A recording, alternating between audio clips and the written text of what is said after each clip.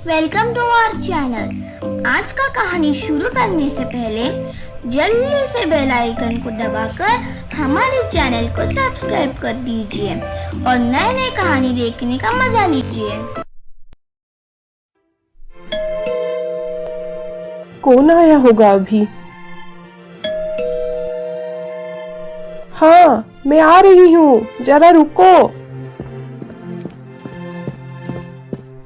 कौन हो तुम? मैडम, आपका कोरियर आया है, यहाँ साइन कर दीजिए। ठीक है, थैंक यू बेटा। राधिका, राधिका बेटा, तुम्हारी नाम की कोरियर आया है। आई माँ। ए लो तुम्हारी कोरियर। मेरी नाम की कोरियर आया है? किसने भेजा है माँ? इसे खोल के तो देख, तब पता चलेगा। हाँ माँ, आप ठीक कह रहे हो। उसके बाद राधिका कोरियर खोलकर उसे पढ़ती है। माँ, मुझे जॉब मिल गई है। क्या?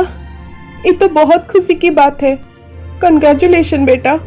थैंक यू माँ। राधिका, तुझे ये जॉब टीवी से मिला है?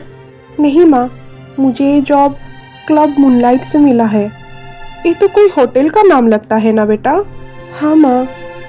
राधिका, अब तुम होटल में गाने वाली हो?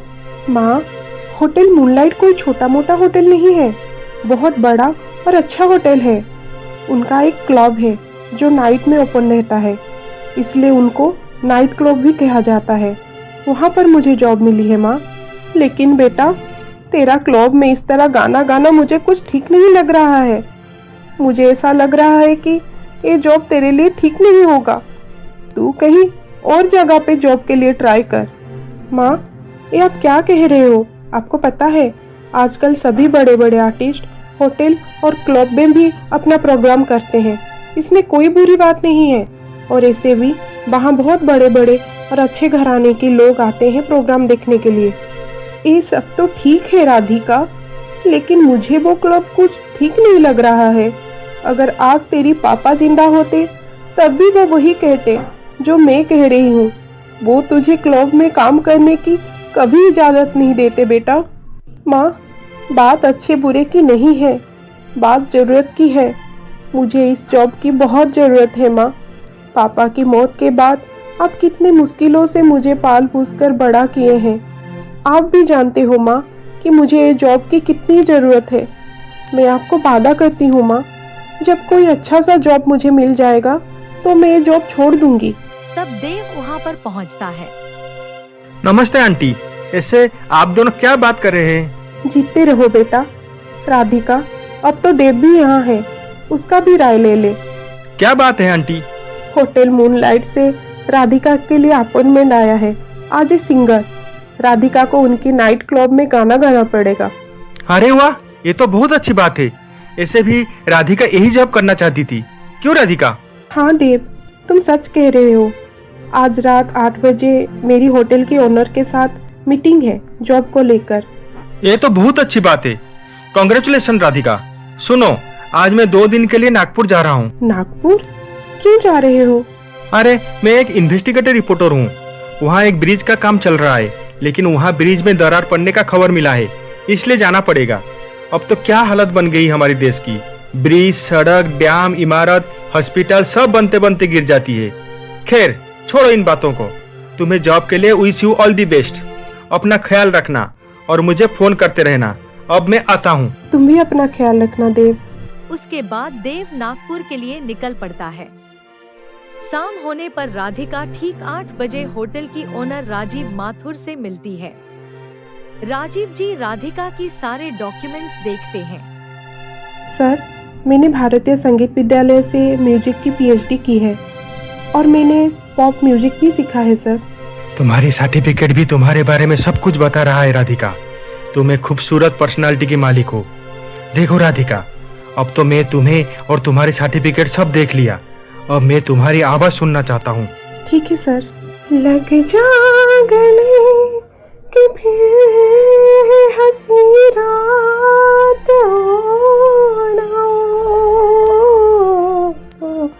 शायद इसी जन्म में मुलाकात हो न हो।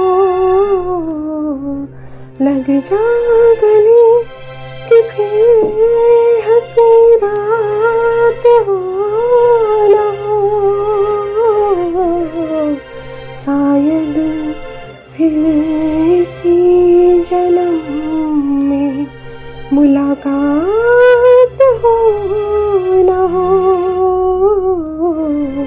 लग जा गले गले।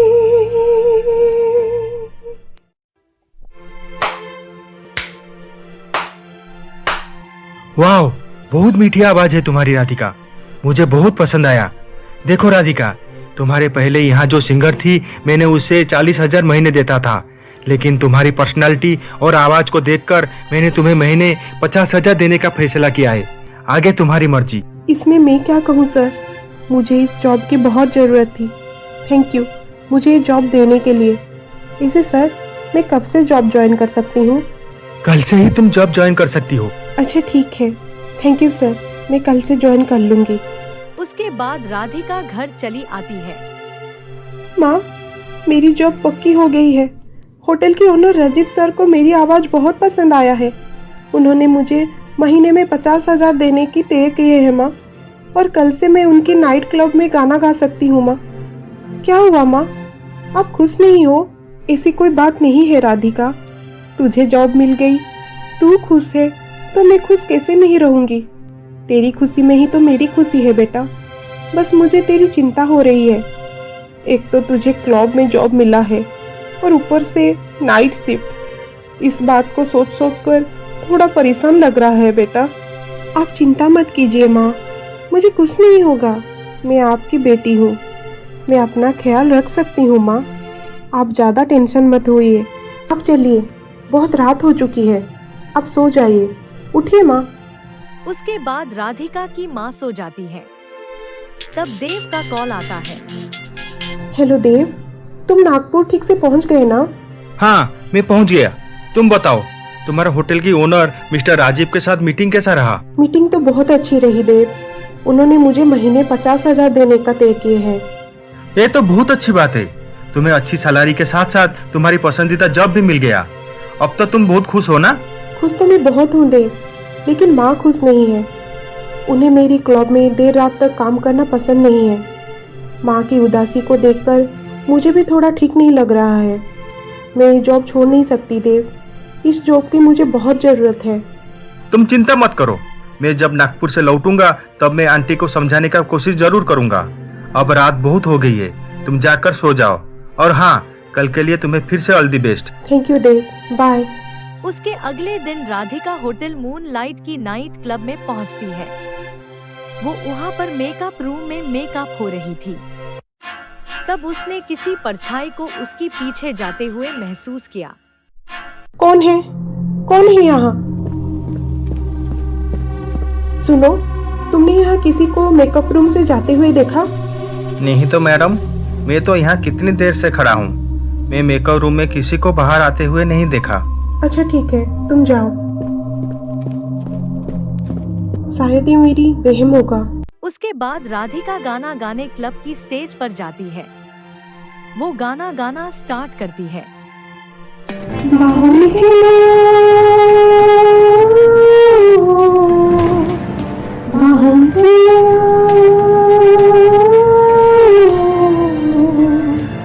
हमसे सनम क्या पर्दा, हमसे सनम क्या पर्दा, ये आज का नहीं मिला, ये संग है उम्र भर का, बाहों में चलो,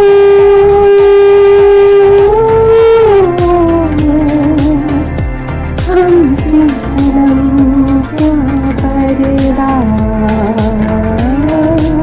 हमसे सनम क्या पर्दा। जब वो गाना गाती है तब उसकी आवाज इको होती है, मानो जैसे कोई और भी उसके साथ गा रहा हो। क्लब में मौजूद सभी ऑडियंस राधिका की आवाज को पसंद करके तालियां मारने लगते हैं। एक्सक्यूज मी, जब मैं वहाँ गा रही थी तब आपने आपके मिक्सचर से मेरी आवाज को इको क्यों किया? अरे नहीं मैडम, मैंने ऐसा कुछ नहीं किया। आप ही ऐसा गा रही थी। आप दो दो आवाज के साथ कैसे गा लेती हो? It is really wonderful. Best of luck madam. Thank you. ये कैसे हो सकता है? मैंने तो दो दो आवाजों में कभी गाना गाना सीखा ही नहीं है, तो फिर ये कैसे हो सकता है? प्रोग्राम खत्म होने के बाद राधिका घर आकर सो जाती है। उसकी अगले दिन उसकी माँ उसे उठाती है। राधिका बेटा, ये देख, अखबार में तेरी तस्वीर छपी है। उसमें ये लिखा है कि तू दो दो आवाजों में गाना गाती है। लोगों को तेरी गाना बहुत पसंद आई। देख, मुझे एक बात समझ में नहीं आई बेटा कि तू एक ही समय पर दो दो आवाज करके कैसे गा पाई। माँ, ये तो मुझे भी समझ में नहीं आई कि ये कैसे हुआ। लोगों को लग रहा था कि ये मैं गा रही हूँ, इसलिए वो लोग मेरी आवाज सुनकर तालियां बजा रहे थे, लेकिन मैं हैरान थी कि ये कैसे हो रहा है।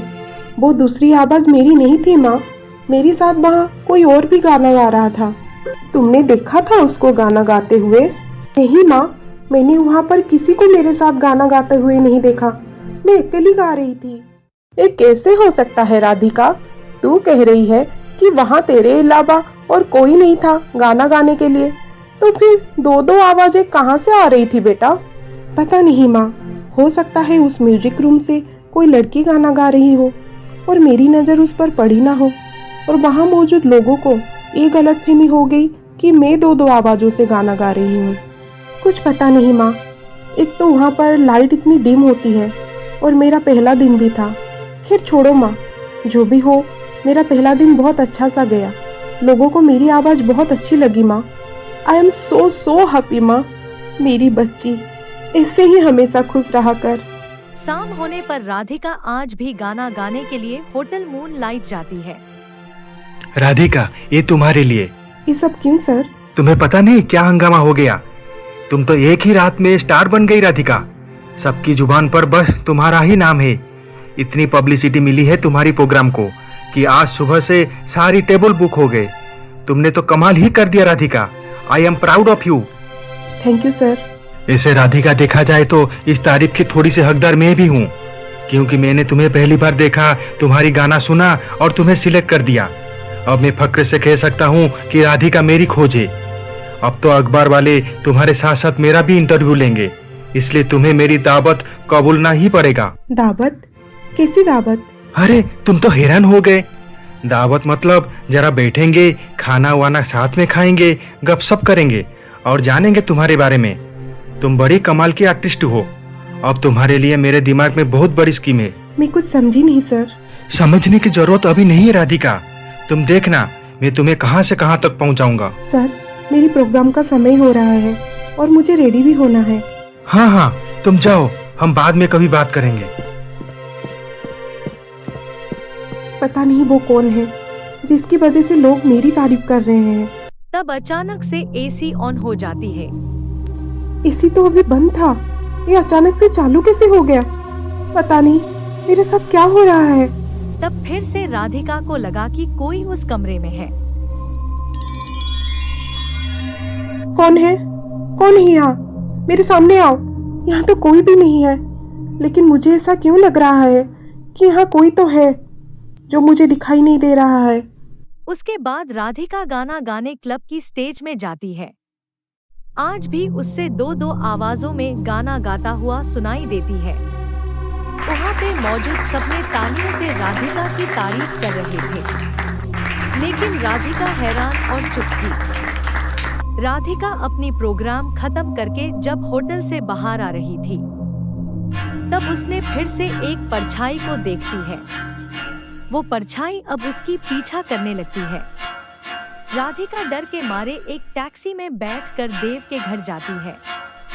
देव, दरवाजा खोलो, जल्दी से दरवाजा खोलो। अरे राधिका, तुम इस वक्त? अंदर आओ। क्या हुआ? तुम इतनी घबराई हुई क्यों हो? थैंक्स गॉड देव कि तुम नागपुर से वापस आ गए।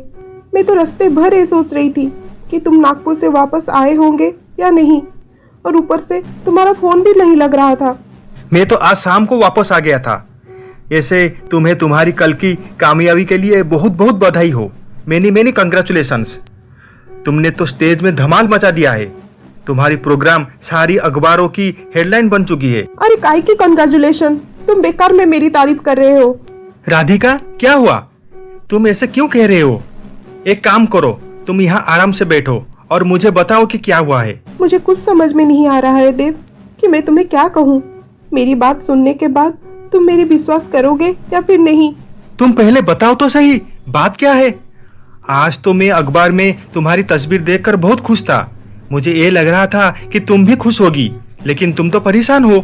बताओ राधिका, बात क्या है? देव, जिस वजह से लोग मेरी तारीफ कर रहे हैं वही मेरी परेशानी का कारण बन चुकी है।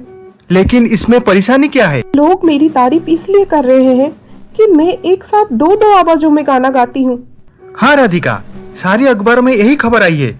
तुमने दो दो आवाज में गाना गाना कब सीखा? मुझे तो इस बारे में बता ही नहीं। इस बात पर तो मैं हैरान हूँ।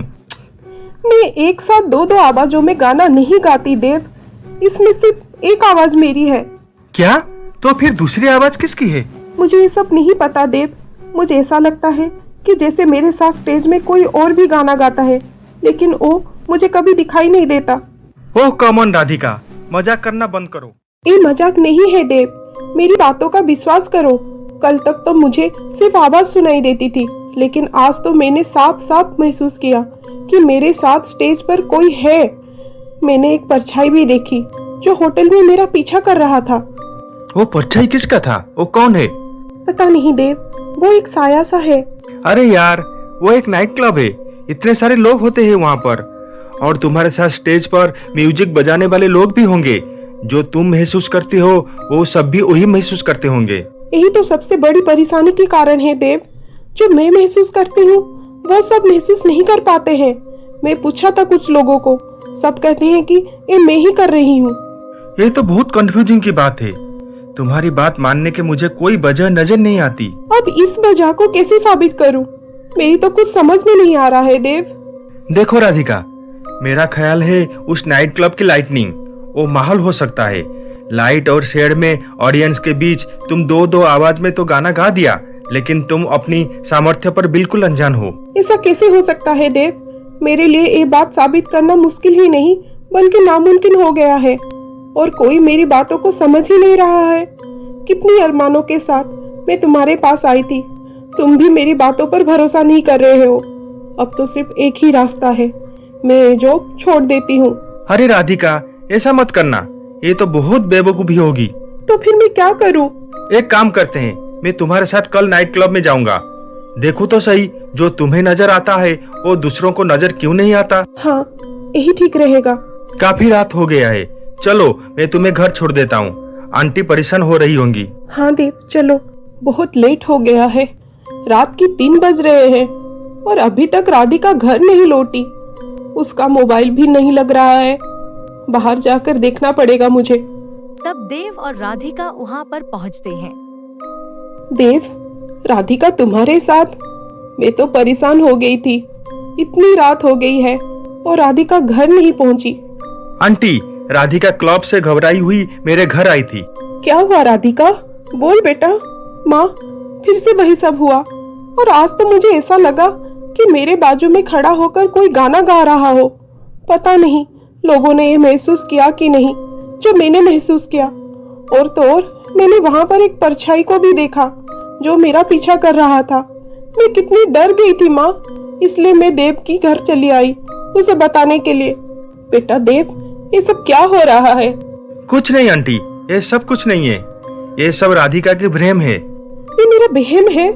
इतना सब कुछ होने के बाद भी तुम कह रहे हो कि ये मेरा वहम है? राधिका, अब तो ये तय हो गया कि कल मैं तुम्हारे साथ क्लब जा रहा हूँ। वहाँ जाकर सच्चाई का पता लग सकता है। ओके? उसके अगले दिन देव राधिका के साथ होटल मून लाइट जाता है। राधिका स्टेज पर जब गा रही थी तब दो दो आवाजों में लोगों को गाना सुनाई देती थी। देव वहाँ राधिका की कुछ तस्वीर खींचता है। राधिका, तुमने तो सच में बहुत अच्छी तरह से गाना गाती हो। देव, आज फिर से मैंने वो परछाई देखी। वो मेरे पास खड़ी थी। तुम भी उसे देखा ना? नहीं राधिका, मैंने तो किसी को तुम्हारे पास गाना गाते हुए नहीं देखा है। स्टेज पर सिर्फ तुम ही गाना गा रही थी। मैंने सिर्फ तुम्हें ही देखा है। देव, ये कैसे हो सकता है? तुमने सच में कुछ नहीं देखा? बिल्कुल नहीं, लेकिन तुम्हारा भ्रम दूर करने के लिए मैंने कुछ फोटो क्लिक किए हैं। चलो घर जाकर देखते हैं, काफी लेट हो गया है। घर पहुंचकर देव और राधिका टैबलेट में उठाई हुई फोटोज देखते हैं। वो फोटो देखकर हैरान हो जाते हैं। देखो देव, मैं इसी परछाई की बात कर रही थी। अब तो तुम्हें मेरी बातों का यकीन हो गया होगा ना? हाँ राधिका, तुम ठीक कह रही थी। जिसको मेरे आंखों ने देख नहीं पाया, उसको मेरा कैमरा ने कैच कर लिया। राधिका, अब मुझे पता चला कि तुम्हारा ये भ्रम नहीं है, हकीकत है। लेकिन एक जिसका भी साया है, वो कौन है? ये मैं नहीं जानती देव, लेकिन ये जो कोई भी है, एक सिंगर है, क्योंकि वो बहुत अच्छा गाती है। मैं अब क्या करूं देव? राधिका, ये सब देखकर मैं तुम्हें यही सलाह दूंगा कि तुम ये जॉब छोड़ दो, क्योंकि इंसान इंसान का मुकाबला कर सकता है, एक साया के साथ नहीं। हमें ये भी तो पता नहीं कि वो साया तुमसे क्या चाहती है, वो तुम्हें क्यों महसूस कराती है कि वो है। मैं तुम्हारी जान खतरे में नहीं डाल सकता, इसलिए तुम ये जॉब छोड़ दो। तुम आज रेजिग्नेशन लेटर दे दो। तुम ठीक कह रहे हो, मैं ऐसा ही करूंगी। मैं जानबूझकर अपनी जान खतरे में नहीं डाल सकती। उसके अगले दिन शाम को राधिका रेजिग्नेशन देने होटल मूनलाइट जाती है। राधिका, रुक जाओ। कौन है? कौन है यहाँ? कौन हो तुम? और मुझसे क्या चाहती हो? मैंने तुम्हारा क्या बिगाड़ा है? तुम क्यों मेरा पीछे पड़े हो? क्यों परेशान करते रहते हो मुझे? सामने क्यों नहीं आते? प्लीज सामने आओ, मैं कहती हूँ, तुम सामने आ जाओ।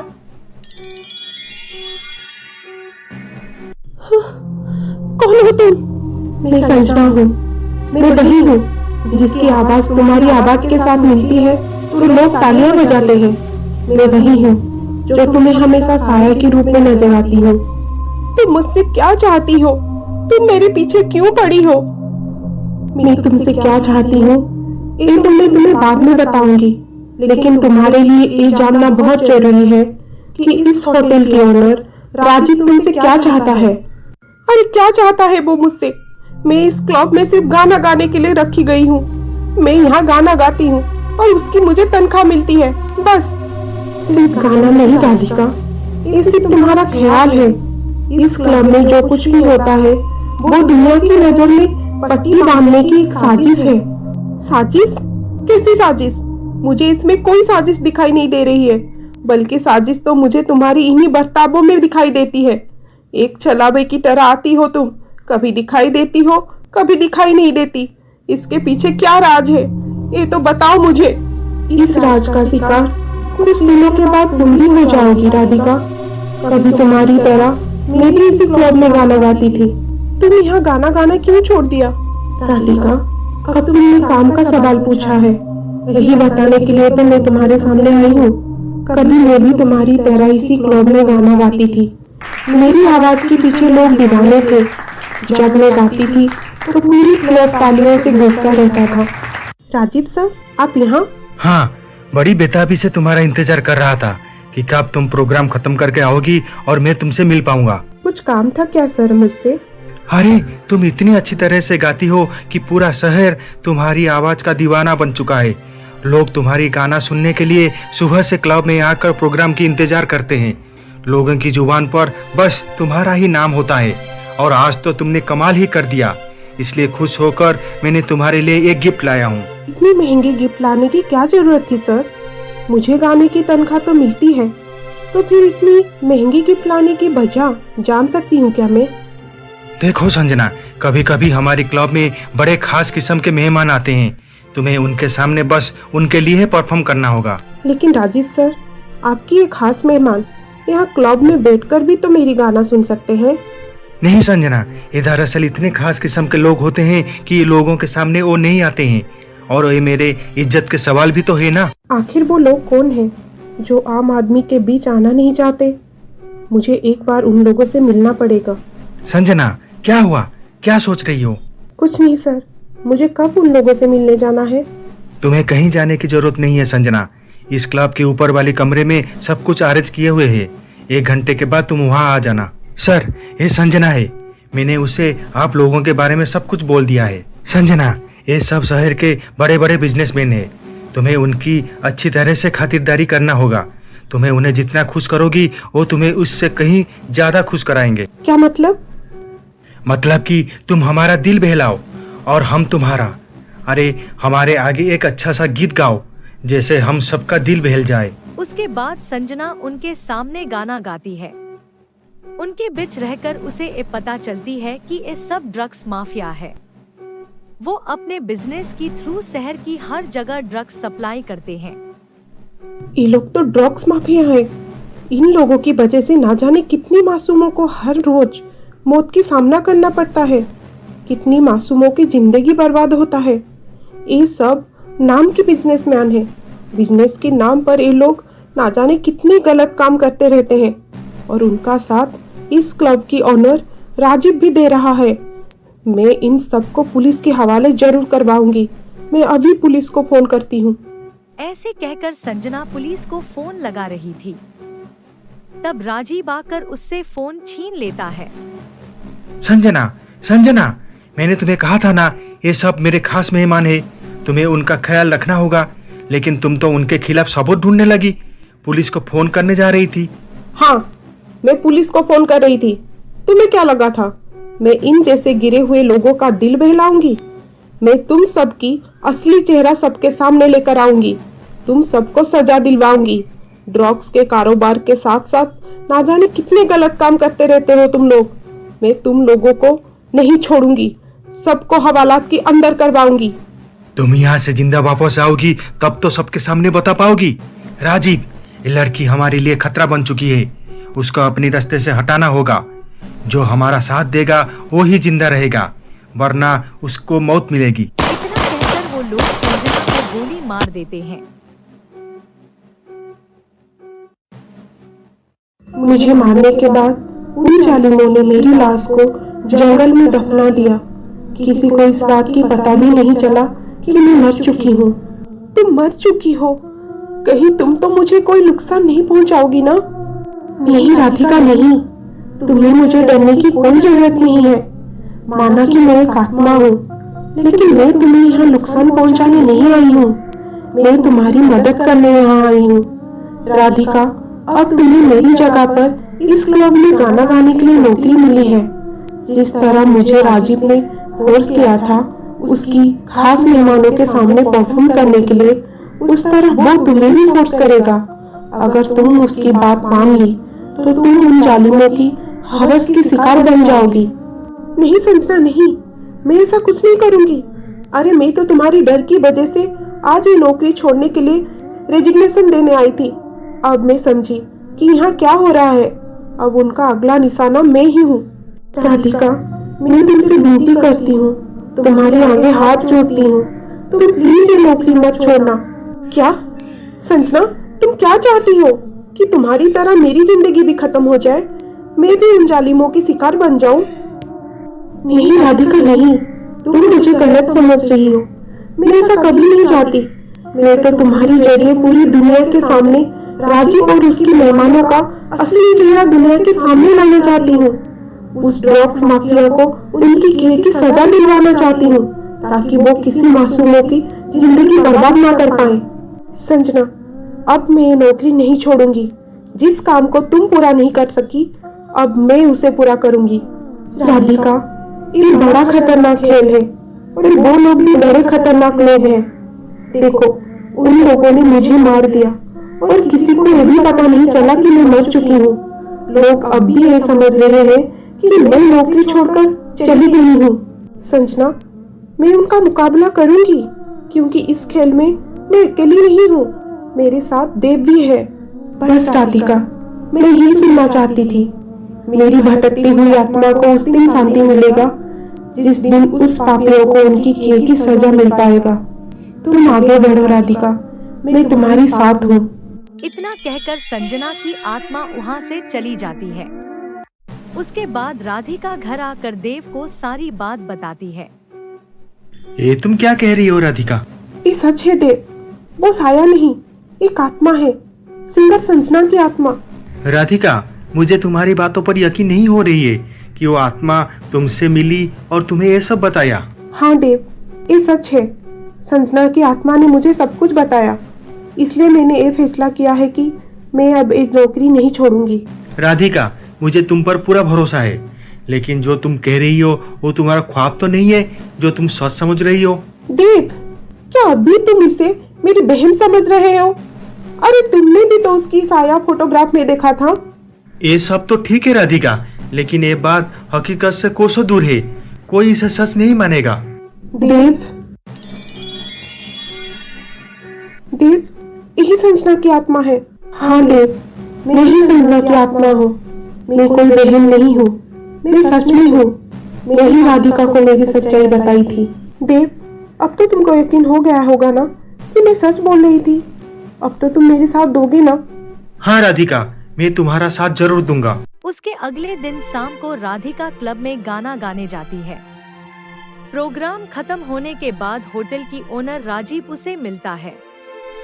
राधिका। सर, आप यहाँ? कुछ काम था क्या?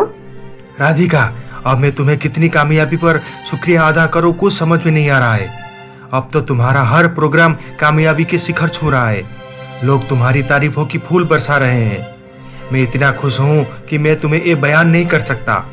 इसलिए खुश होकर मैं तुम्हारे लिए एक गिफ्ट लाया हूँ। बस तुम ये समझ लो कि ये तुम्हारी कामयाबी की एक छोटा सा तोहफा है। सर, ये मेरे लिए है? अरे ये तो कुछ भी नहीं है।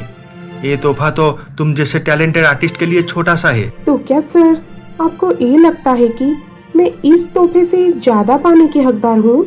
ऑफ कोर्स, तुम्हारे लिए तुम्हें इस जैसे बहुत कीमती तोहफे और दौलत तुम्हारे कदमों में निछावर कर सकता हूँ। राजीव सर, आप सच बोल रहे हैं या ऐसे ही मुझे ख्वाब दिखा रहे हैं?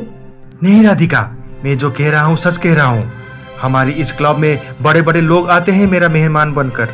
अगर उन्हें तुम खुश कर दिया तो वो लोग तुम्हारी कदमों में बेशुमार दौलत न्यौछावर कर सकते हैं। ये क्या बात हुई राजीव सर? आपने तो अभी तक उन लोगों से मुझे मिलवाया ही नहीं है। राधिका, ये लोग बड़े खास किस्म के लोग होते हैं। वो लोग ऐसे किसी से नहीं मिलते। उनसे मिलने के लिए किसी खास मकसद से जाना होता है। बहुत सारी तैयारियां पहले से ही की जाती है। इन लोगों का कुछ अलग ही स्टाइल होता है एंजॉय करने का। तुम चाहो तो मैं तुम्हें उन लोगों से मिला सकता हूँ। सच राजीव सर? हाँ राधिका, उनके सामने उनके हिसाब से अगर तुम गाना गाओगी तो समझो हम दोनों की लाइफ बन जाएगी। बोलो, क्या ख्याल है? राजीव सर, आपने तो मुझे अभी तक पहचाना ही नहीं। मैं तो बहुत ऊंचा उड़ना चाहती हूँ, आसमान को छूना चाहती हूँ। मुझे एक मौका देकर तो देखिए। That's wonderful. तो चलो अभी मेरे साथ। वो लोग अभी ऊपर वाले कमरे में हैं। सर, पहले आप जाइए, मैं थोड़ी देर में आती हूँ। मुझे थोड़ा सजने संवरने तो दीजिए। वो लोग आपकी बहुत खास मेहमान हैं। आखिर आपकी इज्जत की तो सवाल है ना? वाह वाह, मैं तो तुम्हें बिल्कुल समझ नहीं पा रहा हूँ राधिका। बस एक बार मुझे आप उस महफिल में जाने दीजिए, फिर देखिए मेरा कमाल। अच्छा ठीक, जल्दी आना। बाय। बाय नहीं सर, सी यू बोलिए। हम अभी कुछ देर में मिलने वाले हैं ना? हाँ हाँ, सी यू। अरे आओ आओ राजीव, कब तक हमें इस तरह बिठाओगे? हमारा दिल बहलाने के लिए कोई होना भी तो चाहिए। अरे आप लोग चिंता मत कीजिए, वो अब कुछ समय में आने वाली है। थोड़ा सा इंतजार कीजिए। सर, ये राधिका है। और राधिका, ये वही लोग हैं जिनके बारे में मैं तुम्हें बताया था। हाँ सर, इन लोगों से मिलने के लिए मैं कितनी बेताब थी कि कब मैं उनसे मिलूंगी और कब उनका अच्छी तरह से खातिरदारी करूंगी। खातिरदारी? अरे वाह राजीव, तुमने तो इस बार हमारा दिल खुश कर दिया इस लड़की को यहाँ हमारे पास लाकर। ऐसे तुम हमारे कैसे खातिरदारी करोगी? खातिरदारी? मैं तुम लोगों की ऐसी खातिरदारी करूंगी कि तुम लोगों की रूह कांप जाएंगे। मैं तुम लोगों को ऐसा मौत दूंगी कि तुम्हारी आत्मा फिर से इस धरती पर जन्म लेने के लिए 100 बार सोचेगा। ये लड़की, ये किस तरह की बात कर रही हो? तुम नहीं जानती कि हम लोग कौन है? मैं तुम सबको अच्छी तरह से जानती हूँ। तुम सब शहर के बड़े बड़े बिजनेसमैन हो। बड़ा नाम है तुम लोगों का इस शहर में। बहुत इज्जत कमाई है तुम लोगों ने इस शहर में। लेकिन बेचारे लोगों को क्या पता कि तुम लोग बिजनेस के नाम पर गैर कानूनी धंधे करते हो, ड्रग्स सप्लाई करते हो, कितने मासूमों की जान के साथ खिलवाड़ करते हो। ये लड़की, तुम्हें इस सब के बारे में कैसे जानती हो? अरे, मैं तो तुम लोगों के बारे में और भी बहुत कुछ जानती हूँ कि किस तरह तुम लोगों ने संजना नाम की एक सिंगर को बड़ी बेरहमी से मार डाला और उसकी लाश को जंगल में दफना दिया और किसी को इस बारे में कानो कान खबर नहीं हुई। तुम संजना के बारे में कैसे जानती हो? बोलो, वरना हम भी तुम्हें उस संजना के पास पहुंचा देंगे। इतना कहकर राजीव और उसके दोस्त बंदूक दिखाते हैं। तुम लोग फिर से मुझे मारना चाहते हो? एक बार मारकर तुम लोगों की जी नहीं भरा?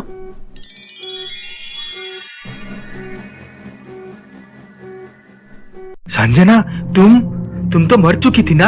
हाँ, मैं मर चुकी हूँ और तुम लोगों ने मुझे मारा था। क्यों? मैं सच कह रही हूँ ना? हाँ, तुम सच कह रही हो। हमें छोड़ दो, हमें माफ कर दो। तुम्हें छोड़ दूं? कैसे छोड़ दूं? तुम लोगों ने मुझे छोड़ा था।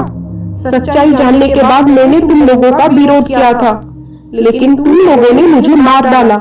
मैं सच कह रही हूँ ना? हाँ, तुम सच कह रही हो। हमें छोड़ दो संजना। तुम कहोगी तो हम सब अपने आप को पुलिस के हवाले कर देंगे, लेकिन प्लीज तुम हम सबको छोड़ दो, जाने दो हमें। हम मानते हैं कि हम सब ड्रग्स माफिया है। हम सब कितने मासूमों के जान से मार दिया है। हमने तुम्हारे भी जान लिया है। हम अपने आप को पुलिस के हवाले कर देंगे, लेकिन तुम हमें छोड़ दो। नहीं, तुम लोगों की असली जगह मौत है, मौत। ऐसे कहकर संजना उस जगह पर आग लगा देती है। राजीव और उसकी एक दोस्त जल जाते हैं। तब पुलिस वहां पहुंचती है और बाकी 2 मुजरिमों को पकड़ कर ले जाती है। थैंक यू देव और राधिका। आज तुम दोनों के वजह से पुलिस को इन जालिमों के खिलाफ सबूत मिल पाया है। Thank you sir. संजना, अब तुम खुश हो ना? हाँ राधिका, मैं बहुत खुश हूँ। उन जालिमों को उनकी किए की सजा मिल गई। पुलिस को उनके खिलाफ सबूत मिल गए। अब मेरी आत्मा को शांति मिल जाएगी। देव, राधिका, मैं तुम दोनों की कैसे शुक्रिया अदा करूं? मुझे कुछ समझ में नहीं आ रहा है। बस भगवान से यही प्रार्थना करती हूँ कि तुम दोनों हमेशा खुश रहो और साथ रहो। मैं अब चलती हूँ, मेरी जाने का समय हो गया है।